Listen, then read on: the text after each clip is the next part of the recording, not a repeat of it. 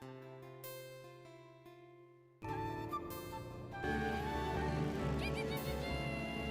持ちいいなー。わ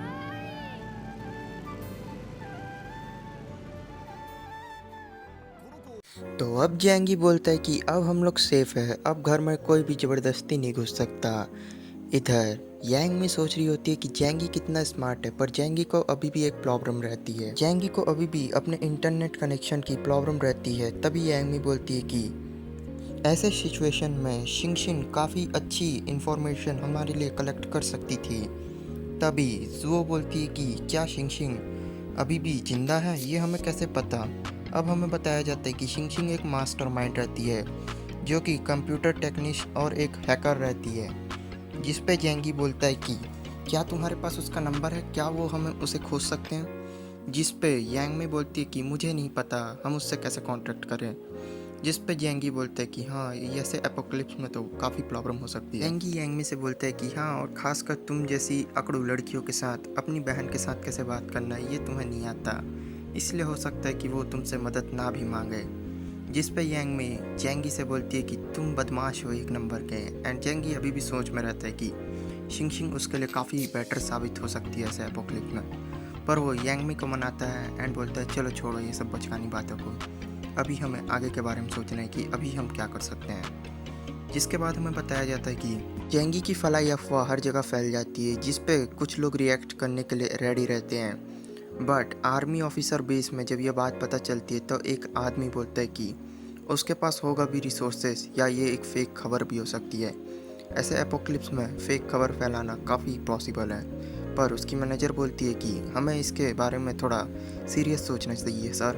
पर उसका army officer मना कर देता है, बोलता है कि ये सब फालतू की चीज़ें। इधर हम देख पाते हैं चुल्ले को, जो कि अपनी एनिमे डॉल से लिपट के रो रहा होता है। बट तभी वो अपने मोबाइल के नोटिफिकेशन में देखता है कि उसे जेंगी का फैलाया हुआ अफवाह मिलता है। एंड वो इस पर रिसर्च करने के लिए कंप्यूटर पर बैठ जाता है। एंड वो उसके बारे में पूरी तरीके से पता लगाता है और उसका एड्रेस से लेकर सब निकाल डालता है। जेंगी ने अपने वेयर हाउस और सारी चीज़ों की लोकेशन उसमें बता रखी थी, और साथ ही साथ लू फंगा ने भी जो अफवाह फैलाई थी वो भी आ चुकी थी।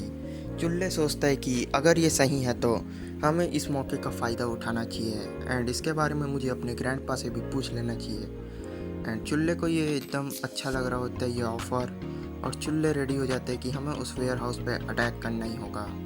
बट चुल्ले को अपने आप ऊपर कॉन्फिडेंस आ जाता है और वो बोलता है कि इससे मैं इस गांव का होने वाला अगला सरपंच बन जाऊंगा। और वो अपनी एनिमे डॉल से बात करने लगता है कि मेरी डार्लिंग, क्या तुम्हें ऐसा लगता है कि मैं ये काम कर सकता हूँ। और चुल्ले अपने आप को ही हीरो मानता है और बाकी सबको विलन मानता है। जिसके बाद वो उससे लिपट के सो जाता है।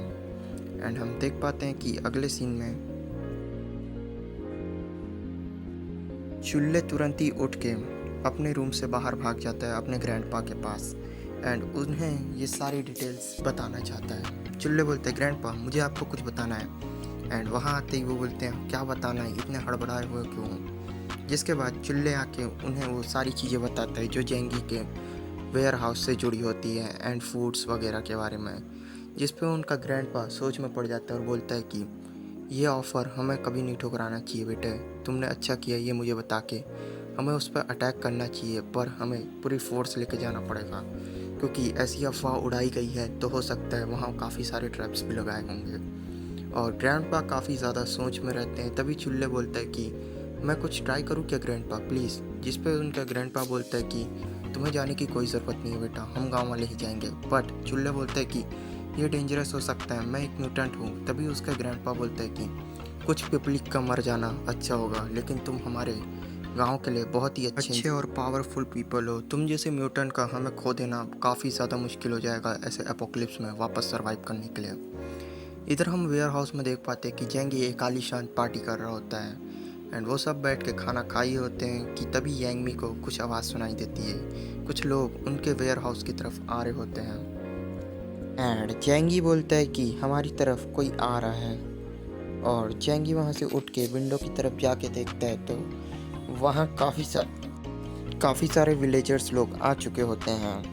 एंड देखते ही देखते वहाँ करीब 100 लोगों से ज़्यादा लोग इकट्ठा हो जाते हैं। जेंगी बोलता है कि अरे ये अफवाह काम करने लग गई, लगता है ये शुहोंग टाउन के हैं जो पास ही में है। एंड जेंगी अपना स्नाइपर जमन कर लेता है, जिसके बाद जेंगी वहाँ एम लगा के बैठ जाता है। और तभी जेंगी बोलता है कि लगता है तुम्हें मरने का कुछ ज़्यादा ही शौक है।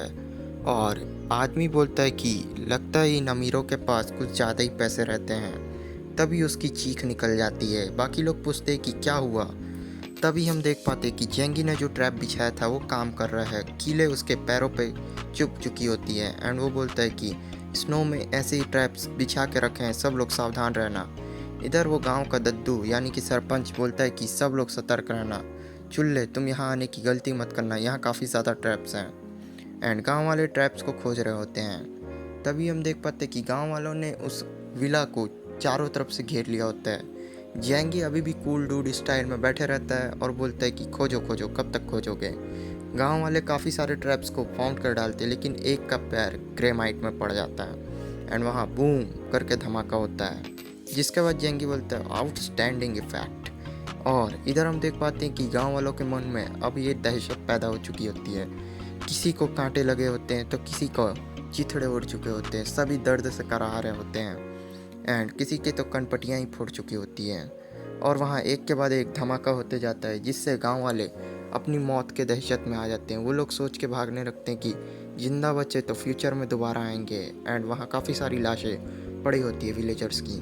काफ़ी लोग देख के ये डर जाते हैं और काफ़ी लोग बोलते हैं कि हमें यहाँ से वापस चलना चाहिए, ये हमारे लिए ठीक नहीं है। एंड वो लोग सरपंच को गाली दे रहे होते हैं और बोलते हैं कि तुमने कैसा काम किया है, तुम्हें पता होना चाहिए कि यहाँ ट्रैप्स है, हमारी जान गई, हमारे बच्चों के, हमारे भाइयों की मौत हुई, इसके जिम्मेदार कौन हो।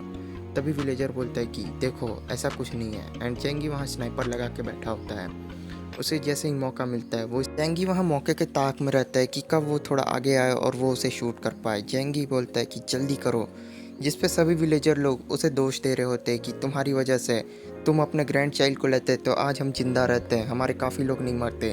तभी वो बोलता कि चूल्हे के ऊपर ही हर चीज़ हम नहीं डाल सकते, वो अभी एक बच्चा है, हमें सारे काम खुद करने चाहिए। और इसमें अगर तुम्हें डर लग रहा है तो अब आगे मैं रहूँगा, वहाँ दूरबीन लगा के देखो वहाँ कितने लोग हैं।